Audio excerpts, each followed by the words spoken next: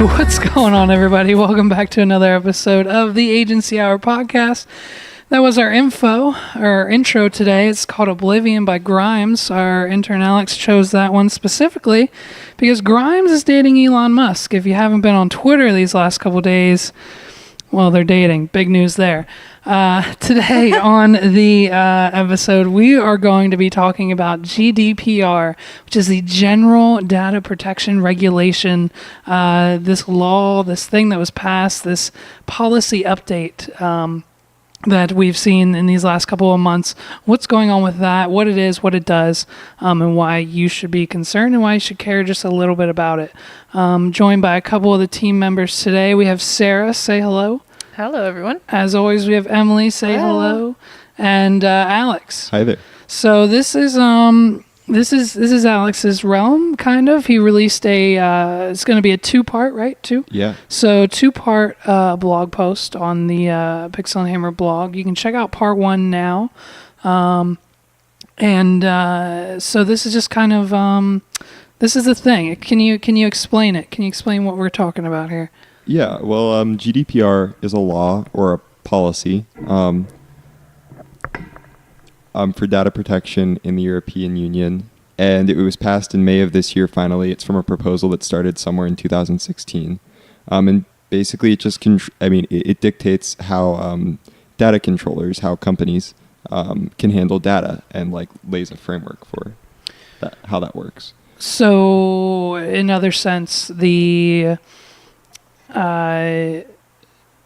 has to do in just simpler terms, because I'm not 100% on it. I know you and Sarah know a little bit more than I do, but basically, like when I go to Amazon and I look at hard drives and then I go right to Facebook and there's an Amazon ad for the hard drives I was just looking at, is that kind of, has anything to do with it? Yeah, well, I think the concern is that we have all this data online and we aren't really sure how it's being used. And we can tell in situations like that where we are marketed certain products that data has been associated and been shared, but we don't know where and we don't know how. And GDPR definitely addresses that, but it also addresses all of the hacks and leaks that we've seen too from poorly encrypted data. And the goal is basically just to make sure that these companies that we trust with our information are being responsible with it. I think that's the main point of the law. Mm-hmm.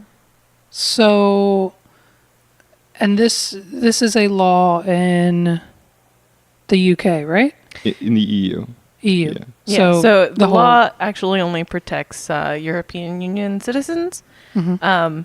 And is targeted basically towards any company that would collect their information. So anything from if you're collecting your user information like Facebook, where they're not your customers necessarily, but you're taking their information and selling that information in any sort of way, or if you sell to or conduct business in the European Union. Right, so it can affect U.S. companies that might have their website found and be collecting information from people in the European Union.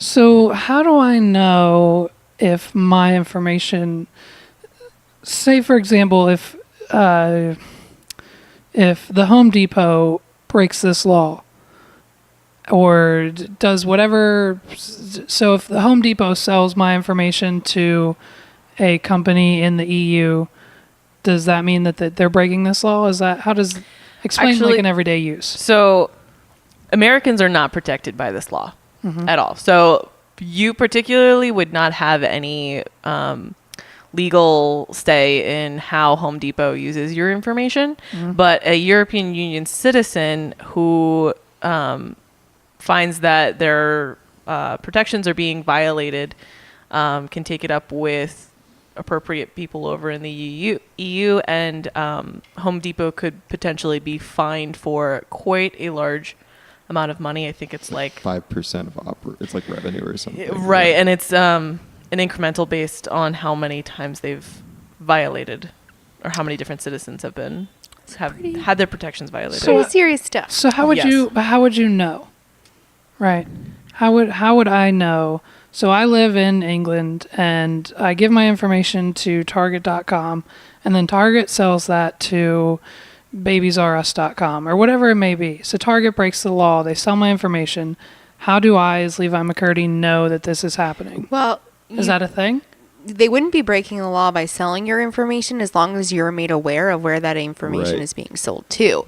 So the idea is that you have to be properly informed through some sort of privacy policy.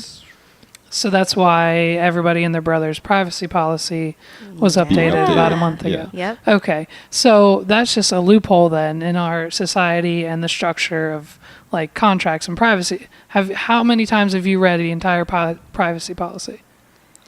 Never. Right. But also, I think Nobody does. like a tenet of the law was that privacy policies would have to be like written in clear language with the intention that people would actually read them and understand them. In reality, like I don't know if that's happened, but they're supposed to have changed to become more transparent. But still nobody's going to read But it. Yeah. well, you're a millennial and you trust a lot of the internet with your information, but there's still a lot of people out there that don't even purchase online because they're afraid of their information being shared. So those people might be more interested in reading that policy and making sure that, you know, that the entity that they're giving their information to is being responsible with it. What I think is probably the biggest result or the biggest improvement with the GDPR, though, is that it requires anyone who has your information to give you a way to delete it from their systems. And also know what they have. Like, Right. So you should, like, if you're a European Union citizen, you can go to any company that has potentially collected your data, request that information from them, and also request that they remove that information from their systems. And unless they have a legal reason to keep it, then they can't deny it, basically.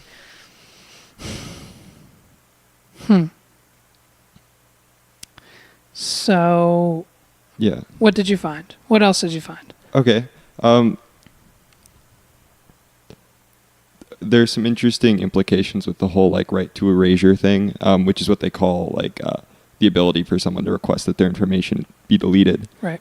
So like even before GDPR, there is a court case that set a precedent in the EU, like the European Commission, like High Court or something. Like it, I don't exactly know how that government works, but there's a judicial system, and they had a case, and it basically the ruling was that Google had to remove someone's name from search results, which like Ah. now What? yeah. Like completely? Yeah, they had to erase their name from search results. This wasn't like someone who posted on a Google like service like Google Plus or whatever. Yeah.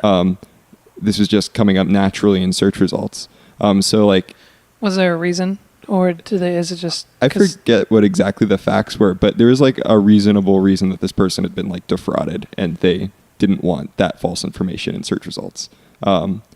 So Google complied and did it, but like it brings up the question of Do you know what the name was? just a search like right to be forgotten case. Okay. Keep talking. Yeah, and it brings up like some interesting ideas of like who owns data, who's like a data processor, and what's valid for to be removed. So that element is also the right to be forgotten is like a big general thing, and GDPR has that it incorporates it, and that's the right to erasure part of GDPR is an implementation of the right to be forgotten. Google has received 650,000 right to be forgotten requests since 2014. Yeah. Does that mean growth remove certain websites from its search engine since results of the European court? So a little bit over 500,000 requests have been sent to Google to remove, I'm assuming, names, Yeah. websites. Since the case took place in 2014, I believe.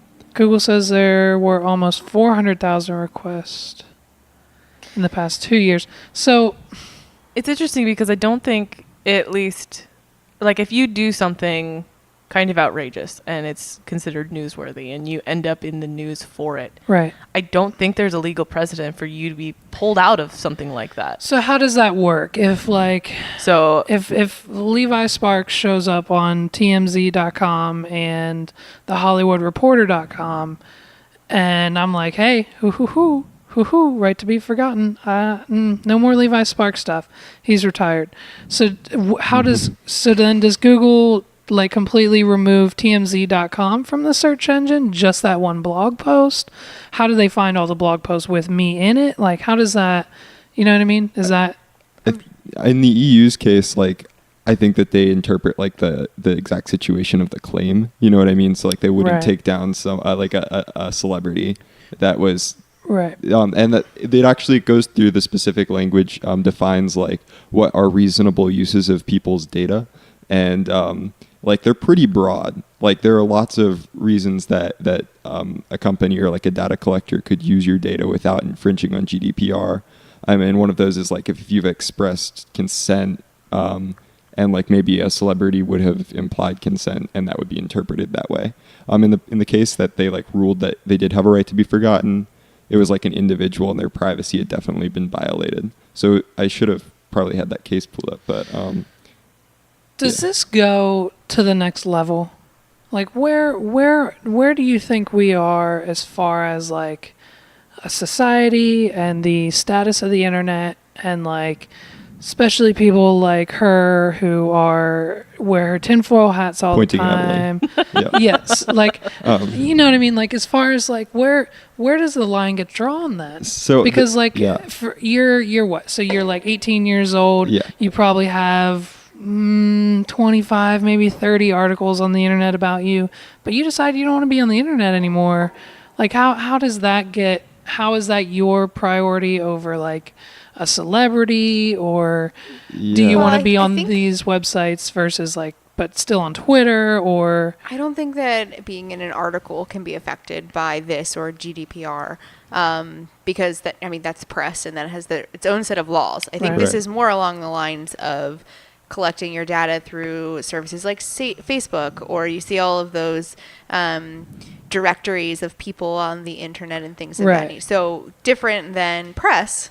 So, okay. I think So Yeah. I think one of the reasons that this came about and why it's been more of a big deal lately is because places or websites like Facebook and a lot of different social media or free websites in general, their business model isn't that like they offer this service to you for free, and in return they collect your data and sell it to advertisers, and their customer is really the advertiser who is advertising on their Right. website. That's who's funding all of this. And so in that sense, your data becomes their product to the advertiser, and that relationship between people and Facebook and the advertisers, I think, has been misunderstood or not well known for a long time. right. They present it like it's a product for you, but like if you're not paying, you aren't the consumer. You are the product. You know what I mean? Right. Um, I think they just came up with, Like subscription based. no, just along the lines of Facebook. Let me see if I can find it real quick. Yeah, so they like yesterday, Zuck's lost like a cool $16 billion Right. personally. Like his value went down just because they overanalyzed like their quarterly. They didn't meet their sales goals. Is basically no. what. No, I think profitability Or went way up, but they something- didn't sign up so enough like- new users. Yeah, so like they go away ad blocker. So like they revenue, like it was supposed to be like $20 billion, but it only ended up being like 13 or something along those lines, and it had to do with like their users and like their daily users, and there was a whole story about it, but it's fascinating. And that just brings it all back is how a company that's free, that you never pay anything for, makes $13 billion a quarter. So that clearly something's being Done. right. And you asked about the future of the internet and warned about like tinfoil hats. So like we should put our tinfoil hats on, and I'm gonna like get scary because I feel like you talk about this like we're selling information, right? So their goal is to collect information.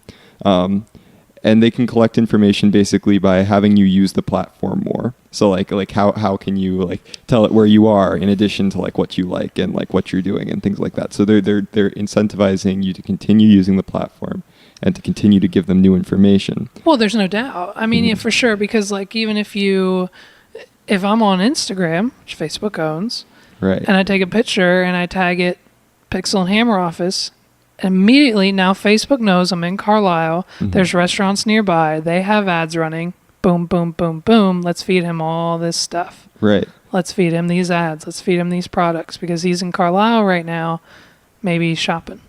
And what gets scary is like when you take the whole information and big information, and then you apply like the machine learning, like deep learning type stuff to it. Yeah. Because what I was going to ask Emily about Facebook's ad manager or ad center or whatever they call it, because I've heard in a separate podcast actually that there's like a magic button you can press where it's like collect me customers like automatically, go find the people that will buy my product. And it does it basically by showing your ads to like random demographics and then using the data of who clicks on them and who actually goes through using like pixel analytics and who completes a purchase. And then it builds a demographic of who is most vulnerable to your advertising. Mm-hmm. And does that exist?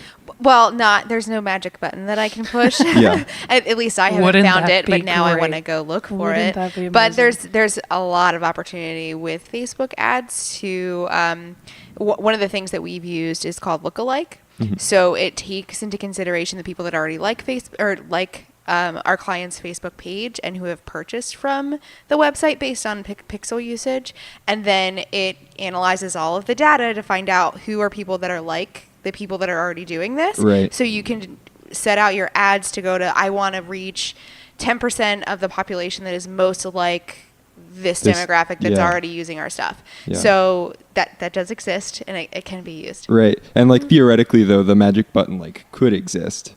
Maybe like it's not implemented. It's practically a magic button. It's not. It's not even it's hard. basically a script that you could probably write over the weekend. That's what I'm says saying. If this person does this, else if they do that, this else if all the tools are in place. Right, and it's there.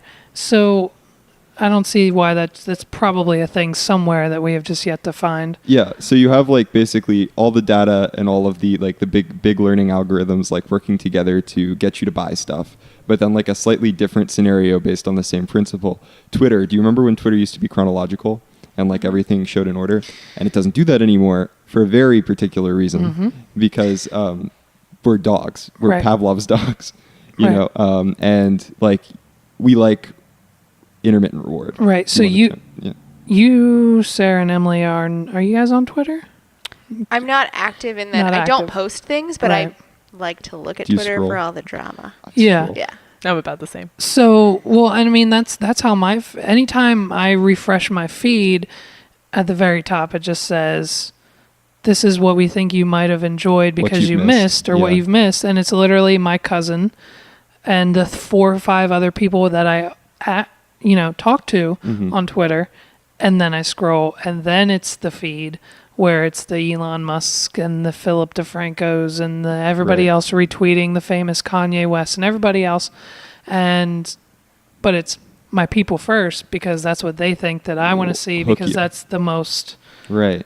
That's how they get more interactions. Because they've been tracking you. Yeah, and that's the thing. Like they have been. I think that they have been tracking you, and I'd like to do experiments to like see how rewarding we think, like how highly we would rate each tweet we're presented. And I would bet you would find like a pretty regular interval of like rewarding tweets to unrewarding tweets, because the goal is to keep you scrolling just long enough until you get the ping of like this is cool. I'm glad I know about this, but they don't want to give you too much of that because there's not that much of that to go around. So they fill it in with junk so they can serve you more ads. You have to be careful with that though, because I think I believe it was Facebook that did something similar of seeing how different types of posts would affect their users. Yeah. And I think they ran a very similar experiment. I don't remember all of the details, but they were showing how essentially they could affect their users' moods based on the posts that they showed them. So if they showed them more negative posts versus more positive posts,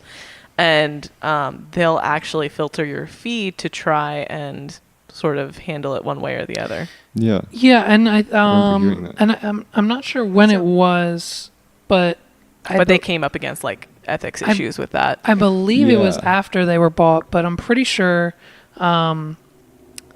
Instagram stopped going chronological order like a year or two ago, and that was like setting the world on fire for most Instagram users.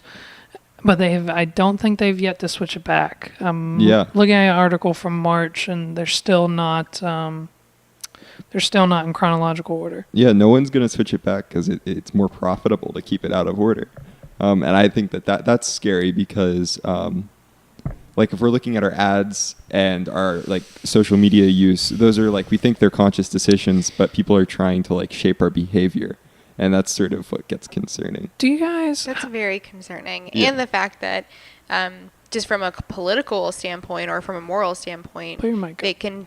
they can decide to make Influence something not them. show up based on the Right. content.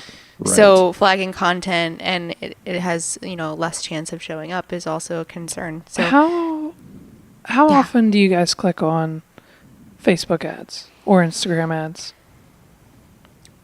I actually know because I downloaded my data. So I've clicked on like, You're a fucking nerd. well, I wrote the blog post, but I've clicked on like literally a total of 13 ads since I've had my Facebook, which is like Okay. eight years. Which is right. So that's what, like almost 2 a year. Almost. I've clicked on a lot of ads. Yeah, and I found myself clicking on them more recently. Yeah. Gotten More better. recently because they're not. I think some companies have just figured out the way to do the ads. It's not like, it doesn't look like an ad. It's like, hey, here's our service, get it for free, or here's a free webinar. Show you things No that you purchase want. necessary. Yeah.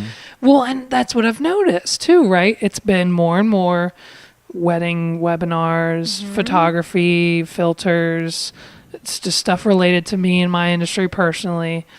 And it's just like, well, let's click on it, see what happens.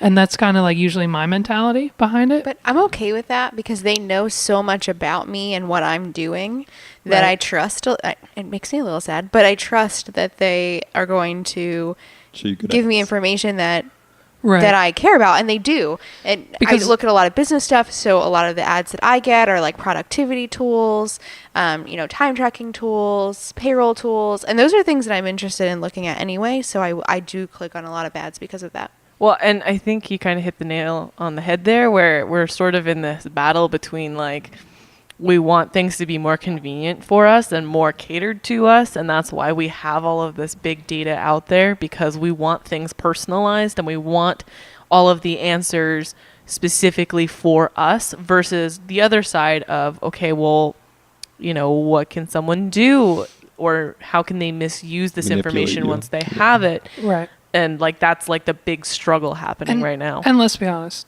if we all, everybody in the room, and probably the 13 people that are listening, if there's an ad and it doesn't deliver on what the ad actually said, so like, here, click this is for free, and then I click on it and it's like, for a low payment of $9.99, I'm out. Right, immediately. Everybody is.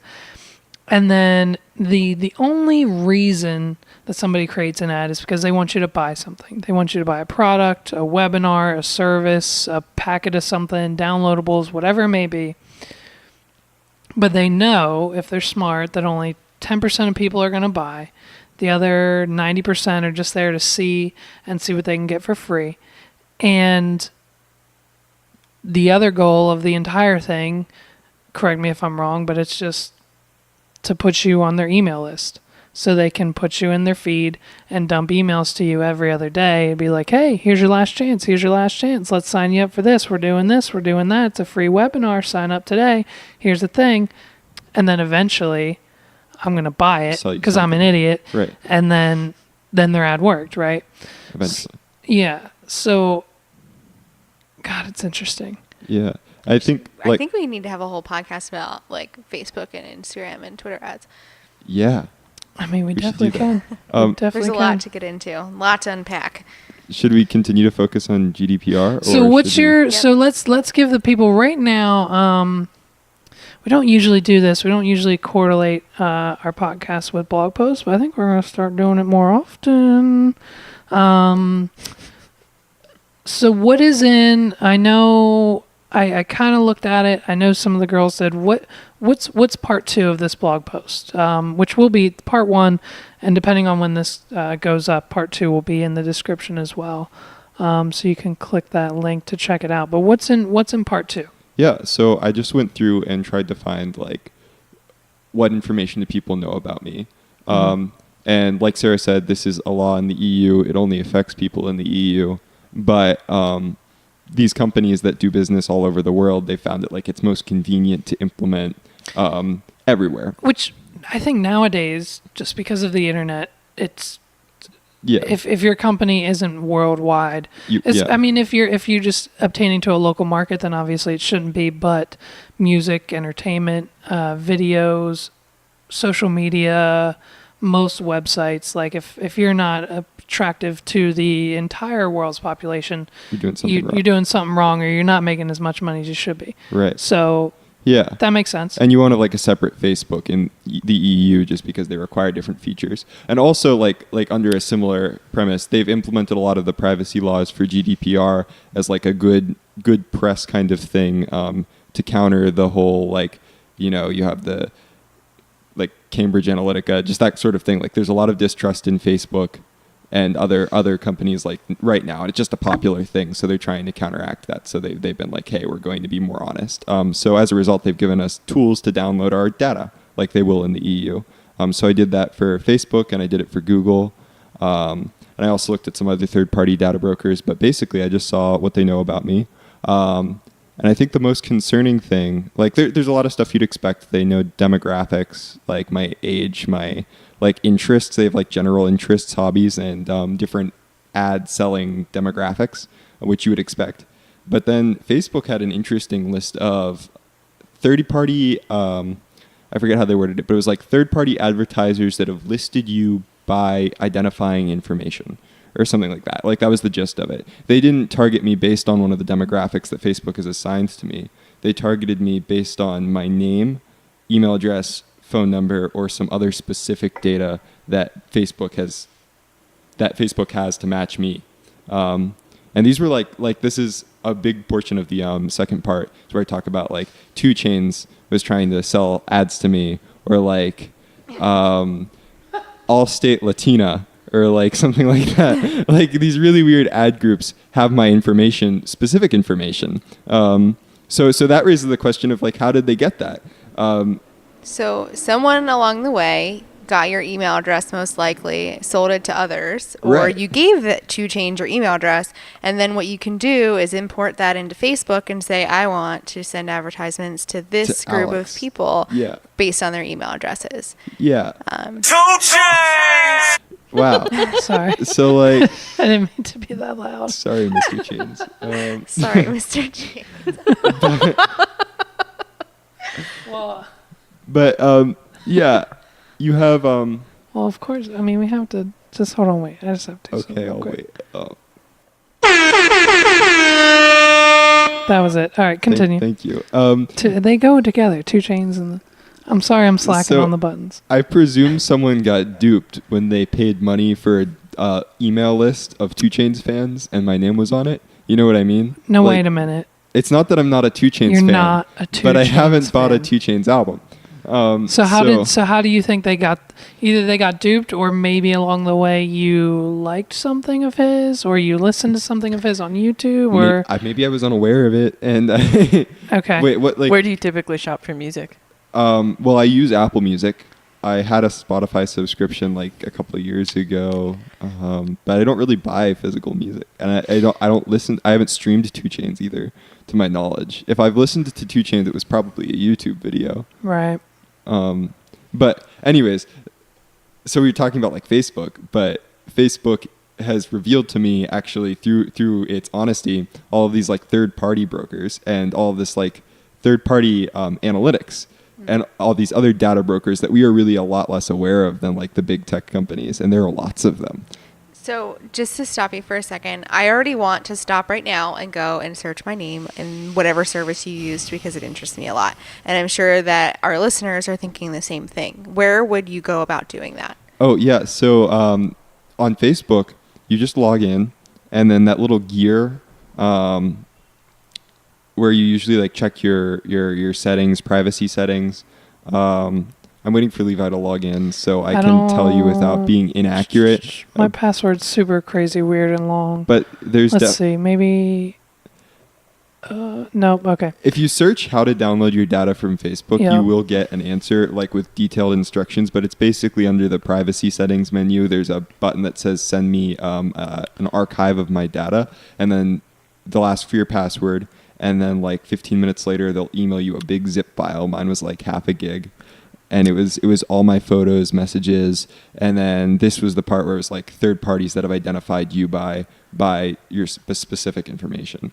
And Yeah, I did not look to see what data they had, but I did request a file, and they sent me like a 3 gigabyte file because I've been a member since like 2007. And knowing how much like text and photos takes to get to 3 gigs, I didn't even bother opening it. Right. So what do you do then? So you got this file and you're accidentally, we'll say quote unquote, because who doesn't love 2 Chainz, and you're just in denial. So you're quote unquote accidentally a 2 Chainz fan. Can you fix that? Can you change it? Can you delete it? Is it just there for the rest of your life? I mean, I guess like a takeaway. Will you always be a 2 Chainz fan? Maybe I am a 2 Chainz fan. Maybe it's smarter than I am. Right. But also, like, it's not that scary, you know? Like, if people are misidentifying me as a 2 Chainz fan, that doesn't really bother me that much. Right.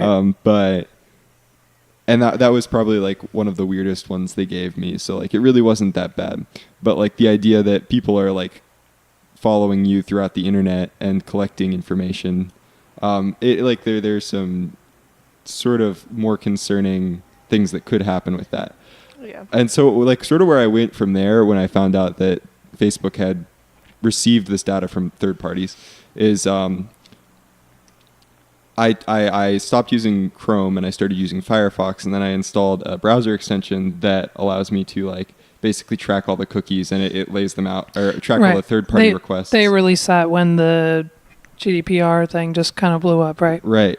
And I can basically see who's sending requests to third-party sites and block them, and it will give me some suggestions as to which ones it thinks are nefarious and which ones aren't. But like, yeah.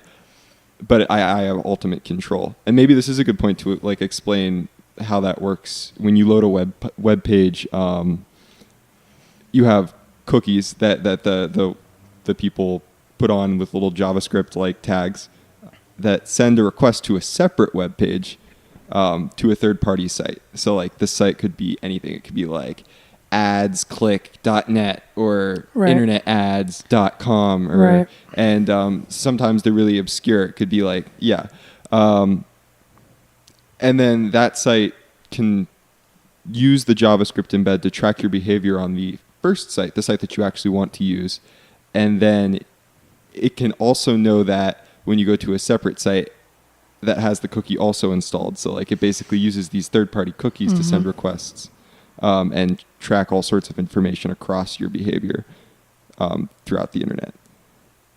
I feel like that got a little too... No, I wasn't clear. It's all very interesting to me. I don't know. It almost sounds like there's no... Obviously, there are ways with plugins for your browser or VPNs or what have you, but it almost sounds like for the average person, there's no way around it. Is that, I mean, unless you're... So, one thing, like I was watching some documentaries and videos that had to do with Edward Snowden. And love that. Edward Snowden is the man who's in Russia right now because he leaked a bunch of information about what the NSA did or was collecting. If Trump just gives him a pardon, I'll vote for him again. But I don't. Let's not get political. But I'm just saying. And one of the things he said, because people were asking him about, well, how do you make yourself more secure? How do you secure your data? And his response was just basically that you need to just do what you need, like what you need. If you don't need to secure your data for any reason, then don't worry about it. But if for some reason you are concerned about maybe, you're a high level VP in a company that is being politically charged with, some kind of label or being associated with another or having issues like that, that's when you want to figure out where your data is and secure it. Like when you're in a position like that, that's when you need to deal with the security and your data. If it's just something like you don't want ads showing, it's throw up an ad blocker. Right. There's sites that you can go to basically turn off ads. But really all you need to worry about is what you don't want to be involved in. Right. I do think though, and I would listen to this. I don't know. Benjamin Walker's Theory of Everything is another podcast that I listen to, but they had an episode basically about, and it was related to a Bloomberg article that I read when I was researching the blog post. So it was it was just coincidental how these things fit together. But Facebook put on this like third party affiliate ad marketing conference in Berlin. Like it was hosted by Facebook, the company. And these were not like kosher ads. These were ads for like diet pills or other sorts of like the things that you would see online that are fake, like Adobe Flash Player needs updated, like those kind of like sites. The main the really bad offenders. And those were the people those were half of the people here, and then the other half of the people at this conference were affiliate marketers that basically they were like an intermediary between the actual businesses, which were these nefarious people, and Facebook. And they offered a service where they would like shell you from being flagged by Facebook's like ad takedown policies, which are like relatively like straightforward. Like they take down ads that are not good ads. But then you'd have a company that was like their sole job was to create more accounts for fake businesses to continue to put up your ads. And like if you got caught as the actual company behind it all, you could just like plausible deniability, like that sort of thing. And there's an entire conference hosted that Facebook like put up and paid for, so that they could have these like bad advertisers find a way into their network without violating like the policies. So it's sort of like scary stuff like that goes on. What is the purpose? And anybody can answer this question. What is the sole purpose of a Twitter bot? Why do those exist? What's the reason? Obviously, there's some sort of political tie. Maybe we don't want to get into that, but like, is there? Does that have to do with any of this? Are you talking about like a bot that posts to Twitter automatically? Just the spam, the fake accounts, the people in the comments of really famous people's like I think like 90% of Twitter bots come from Russia or something crazy. Like there's companies that create these fake accounts to make it look like the numbers are bigger, the numbers are better. Look at all these users. You can buy likes and follows, so those have to come from somewhere. Right. Well, and I know that I've done it once. Another thing that people will do I did it once. It was great. It's a fun story. Well, another thing that some accounts will do on certain social media platforms is develop a certain amount of information on how active they are on the program, obtain followers, and then sell that account so that it can be renamed and repurposed for other needs. That happens a lot on Reddit. Yeah. And so there's probably a lot of different reasons for Twitter bots. But I know some of them are just, artificially gaining fame or followings or just kind of inflating the reach of whatever you're trying to sell or advertise or put your name out there in that sense. But then I know there's also people who will ingest Twitter data to try and pick up on trends or to identify large demographics or things that are happening, and you can artificially manipulate those reads basically through fake posting and stuff like that. Yeah, I think just the fascinating thing to me was that I tried the whole like buy Instagram followers, 1,000 will get you $10. So I found a site that looked reputable. A site that didn't look like it was going to steal my credit card information, because that was the only thing I was concerned about, just to see what the hype was about and what would happen. And sure enough, I punched in my credit card number, my Instagram handle, and gave them $10. And the next thing I knew, I had 10,000 followers on Instagram. Like literally hit the pay button, open the app, and it said, you have 90 plus notifications. And I looked, and sure enough, Levi Sparks had 10,000 followers. Now, when you click on that list and you click on the person, it's a name, and then they have like 6 generic posts, and then that's it. So, I mean, like the accounts look fake. You know they're fake. Nobody has just 6 posts on Instagram unless you just started 20 minutes ago. And 6 and 20. so it just it fascinated me. Now, they've since gone because like the smart companies do, the Twitter and the Instagrams, they do sweeps of their bots and their spam accounts every 6 months or whatever. So I'm back down to 480, which is a lot less than 10,000, but it worked. And it fascinates me how things like that happen. And I know this is completely off track and it has nothing to do with privacy rights and policies in the EU, but it's still one of those fascinating things of the internet and ad space and how you can just influence. I mean, I as a random person am probably more likely to follow someone who has 10,000 followers than 500, which is where the value in having all of those followers comes in. But yeah, and I mean the problem is now there's obviously a solution, and you can completely pay for it, but the problem is when you have those 10,000 fake followers, you're not getting 10,000 fake likes on your post. So when I have 10,000 followers and I only have 5 likes on a post that I put 10 months ago, they know something's fishy. I literally just found a friend of mine. She has like 8,000 followers, but only has like 5 likes on a post that she posted a month ago. And like I put her on blast. I'm like, yo, you're fake. You bought these. Like it doesn't make sense. There's no algorithm in the world that would say if you have 8,000 followers and 8,000 people see your feed every day, that you only got 5 people out of those 8,000 to like it. No, like in the industry of modeling, it's becoming more so like Instagram is the way that models like get business. And part of like getting higher profile jobs is having more followers. Right. And I'd imagine that they have a way for vetting. And that's what I'm saying. I mean, the real things are riding on the it. world of social media influencers is a huge thing right now.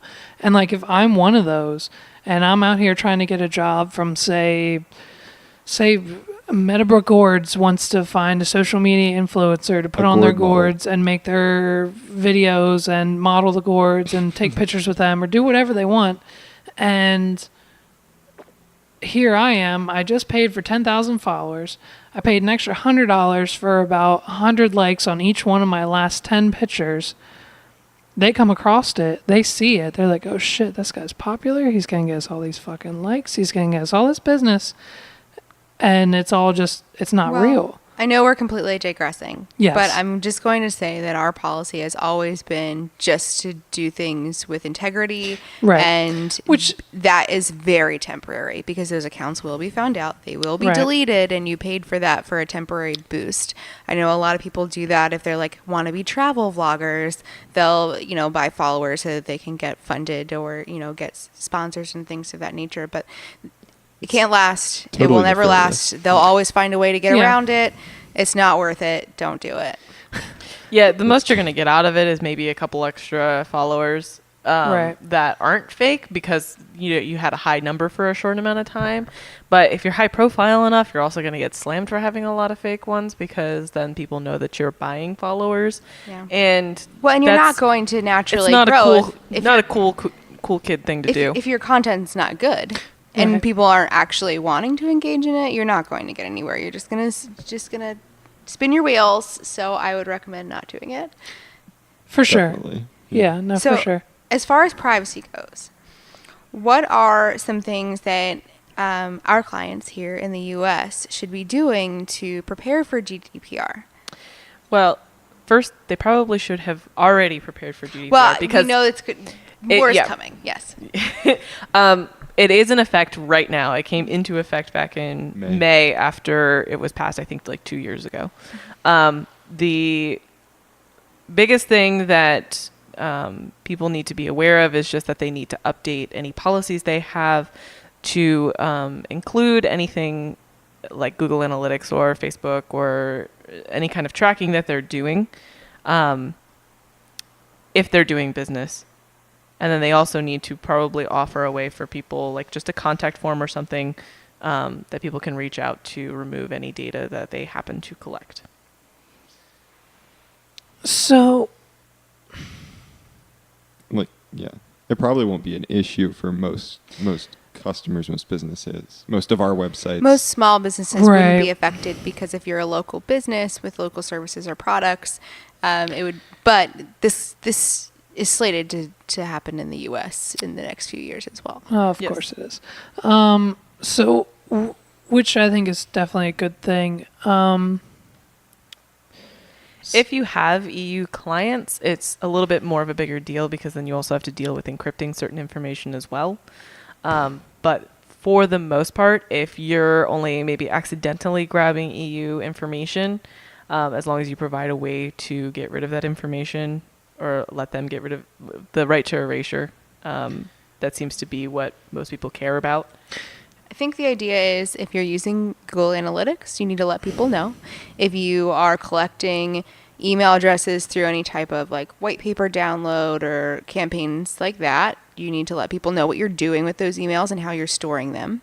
And if you're not collecting any data on your users, you're scot-free. Nothing wrong. Yeah, I mean, off the top of your head, do we? I know MBG is one, but do we have any other clients here that might be affected by that? We do have a couple, and we do have clients who have lead generation tools that include white paper downloads, but a lot of those are local companies, locally based, so it's not a concern of theirs right now. We have Right. just a couple clients right now that could be affected by the rulings in GDPR and gather any type of following in the EU, so most of our clients are fine. That's good. I'm not going to call out our clients No, that it no, could no. affect or anything. Yeah. I mean, like, usually we don't collect information, like Right. user information either. Right. Typically, for a small marketing website, they're going to have a contact form, and that's just an email. You're just giving your email to someone, but we don't have any systems in place for them to collect that unless specifically asked for a lead generation tool. So, how does this have anything to do with like white page search results? Because this was something that was a big thing in like I don't know, a couple years ago, maybe further back when I was in high school. But the big thing, and I just looked it up, like you can go to whitepages.com and literally type in somebody, if you know their first name and last name, Pay for their you information. not necessarily pay, but like you can look up information. Like I literally just went to whitepages.com, searched for Levi McCurdy, didn't put in a state, a zip, or anything. The very top result is Levi McCurdy, age 26, Mechanicsburg, PA, used to live in York Haven, Manchester, which is true, related to Sandy Dunkel, my mom, Jeffrey McCurdy, my dad, and Morgan McCurdy, my sister. Like, how do they know this? How is that possible to know? I get the name, I get the age because my birth date is somewhere, my address, the city I live in is great. How do they know that Sandy Dunkel is my mom and Jeffrey McCurdy is my Is this dad? not It's actually public really record? easy. I understand that, but it just fascinates me to the fact that like I mean, there's a And combination here of it public is. records, and then you've also got things like, okay, you've put your address into someplace whenever you're purchasing something, and so who would did my else would put your same address in? Your Shit. sister or your mother or your Right. father. I think A lot of this is You're right. public information that someone could go down to the courthouse and spend an afternoon looking up Levi McCurdy and find figure that out your mom and dad. Yeah. But I think that like the third-party brokers, like that third-party analytics I was talking about, they just like sort of wrap up the public data. Like a lot of the best sources of data are public, and they'll wrap that up with like some vague demographic information they've learned from tracking you across the internet, and then they'll sell it all together to like advertisers that want to buy your eyeballs.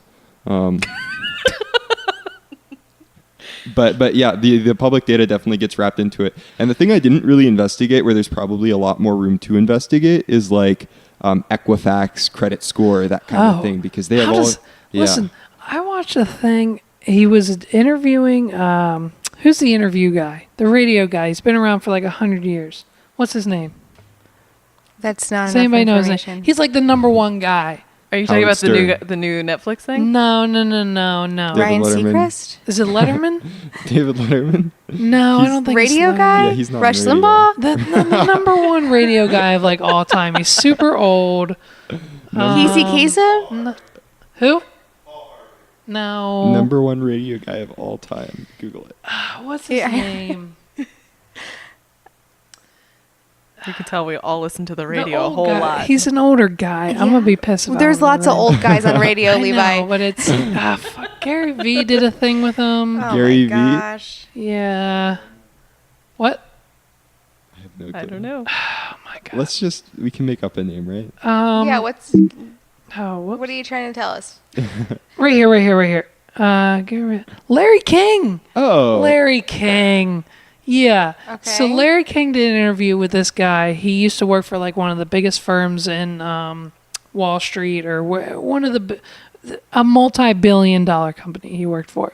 And he said not like 75 to like 80% of all credit reports have some sort of false data on them. Right. Like whether it's like a identity theft type situation where like somebody stole my name and then they like signed up for a credit card, now it's on my report, or like just like these little random things. And he said like a very, very high percentage of all credit reports and credit scores in this country are like not accurate. That's why you should check your credit score. Well, I do. I was saying There's my mine's song, accurate. sorry. The thing that pisses me off is I check it every month because Credit Karma gives me a notification. And I'm like 2 points away from being the next 100th bracket. And every time there's some little tiny thing that keeps me from those 2 points, personal issue. Let's not talk about it. But yes, you're right. That has to do with like it's another fascinating topic to get into. Right. But people definitely, Equifax and those companies also sell your data to like third parties, like, Right. and I think that gets more into like the insurance and And I'm actuarial pretty sure they stuff got and, hacked like- recently. Oh yeah, they got that. That's like a yeah. Yeah. Totally. Yeah, that was a big problem. Realistically, Sarah and Alex, between your two brains, come up with a number. How many people out there have my first, last name, and social security number? Are we talking about people, or are we talking about like companies and corporations? Not trusted companies and corporations like the bad guys. Oh, I think if anyone had your social security number, they'd probably be exploiting Honestly, it. there's actually a website you can go to see if you've been owned, and you can throw in your email and see if it's like shown up in any data dumps Have I from been a hacked pwned? website. I You can use check that your password too. pretty often. Do yeah. check your password. Yeah, no, I recently changed all my No, passwords there's to. a service. Oh, okay. What's that called? Have I been pwned? Yeah. Something like that. Yeah. Have It's I like been? Oh, poon. there it It's is. As like in poons. P-W-N-E. Have I been pwned? Pwned. Have I been pwned? Type your password in. Definitely not. Email address. That's in itself. It seems sort of. I would Let's not try it. necessarily throw your password into any website, but yeah. Donate bitcoins. Oh God, Bitcoin. That's a whole nother podcast We should discussion. have a podcast about Bitcoin. But yeah, so you can throw your email into this website, and it will tell you if your email has shown up in any hacks. Oh no! Pwned. Oh no! So it looks like Levi was pwned on one breach site. Scroll down Okay, further. step It'll one. tell you which site. This site? So AI.type, December 2017, virtual keyboard application.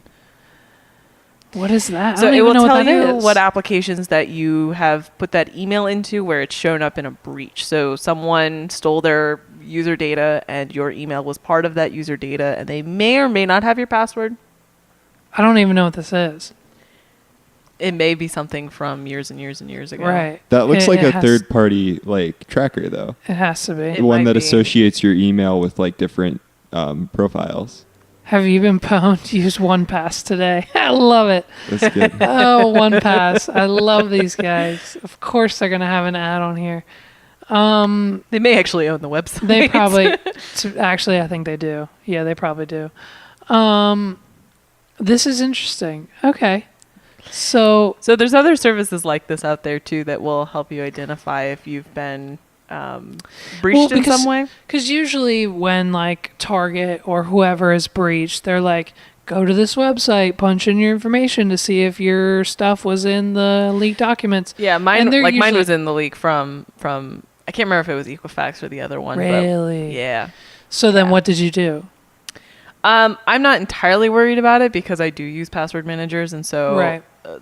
My accounts for the most part are secure. I did change passwords for a couple different places, but the biggest threat there is then just someone stealing your identity. Yeah. If you have other information tied up in that, but if you keep on your records and stuff, usually that stuff will pop up somewhere. Yeah. Especially in your credit report. I mean, let's be honest. Since I started working here and up until like 4 or 5 months ago, all my passwords were the same. They were my first name, the last four. Levi. They were the first name, the last four of my social. And then if it was a less secure site, it was a +1 on the end. If it was something that wasn't really important, it was magic, the last four of my social, +1 on the end. Like they were all this. There was a combination of 3 or 4 different passwords. Now, I've since changed most of them, so most of them have like XGDQ69 +1 3 4 5 7 6 9 GDQ lowercase uppercase minus space Papa Juice, Pompa Juice, Fairly Odd Parents. So Sorry. most of them have been changed, and now I have a password manager on all my computers and phones, and that's secure and all that shit. But like up until 5 months ago, I was like, man, nobody's touching my stuff. Nobody's gonna hack me. Nobody wants my information. You can't think like that, Levi. That's well, I know. Glad that we got through to you. Save it for your conspiracy theory podcast. Yeah, if Emily. only we Oh could my get through gosh. to Emily. Yeah, let's talk about your My passwords. I have one your password. blue rabbit. We don't have 829. any passwords like that anymore. I have passwords that are all acronyms. Yeah, because Kylie changed them all, and now I can't log into anything. But personal passwords, mine are all secure. And Yeah. different, so Yeah, and you use No. no, we won't say can't what talk you about use. my Yeah, passwords. You're right. You're right. Good call. All right. Unless you're using absolutely random ones, don't talk about your passwords. Yes, you're right. You're right. What do you mean? All my passwords are my first name and last four of my social security Yeah, I hope you number? changed all your passwords because you just Yeah. basically gave them away. yeah, after this homework time. If it's something like that's like here's a free trial or sign up today or like do this where I don't, it's literally just my email and a password. I don't. But just remember, you're also giving all those companies your last name and your last 4 digits of your social. They don't know that. Do They're they? smarter They're than you four think. yeah, numbers they're together. pretty smart. So, Hopefully they don't store them as plain text.